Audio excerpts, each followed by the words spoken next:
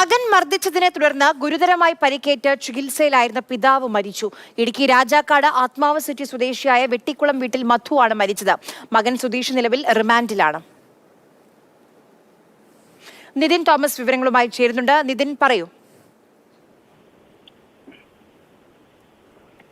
August 14-നായിരുന്നു ഇത്തരത്തിലൊരു സംഭവം ഉണ്ടായത്. കഴിഞ്ഞ 14-ാം തീയതി രാത്രി, അതായത് അമിതമായി മദ്യപിച്ച് വീട്ടിലെത്തിയ സുധീഷ് അമ്മയോട് വാക്കുതർക്കത്തിൽ ഏർപ്പെടുകയും മർദ്ദിക്കുകയുമായിരുന്നു.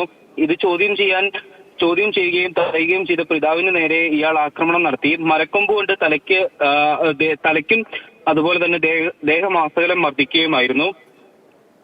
ആക്രമണത്തെ തുടർന്ന് റോഡിൽ വീണ് കിടക്കുകയായിരുന്ന മധുവിനെ നാട്ടുകാരാണ് രാജാക്കാട് സ്വകാര്യ ആശുപത്രിയിൽ എത്തിക്കുകയും ഗുരുതരമായി പരിക്കേറ്റതിനെ തുടർന്ന് തൊടുപുഴയിലെ മറ്റൊരു ആശുപത്രിയിലേക്ക് എത്തിക്കുകയും ചെയ്തത്. ഇതിനുശേഷം തൊടുപുഴയിൽ നിന്ന് കോട്ടയം മെഡിക്കൽ കോളേജിലേക്ക് മാറ്റി ചികിത്സയിൽ കഴിയവെ ഇന്ന് പുലർച്ചെയാണ് മരണം സംഭവിച്ചത്. മർദ്ദനത്തെ തുടർന്ന് ഉണ്ടായ ആന്തരിക രക്തസ്രാവമാണ് മരണത്തിലേക്ക് നയിച്ചിരിക്കുന്നത്. സംഭവ ദിവസം തന്നെ വിവരങ്ങൾ നൽകിയത്.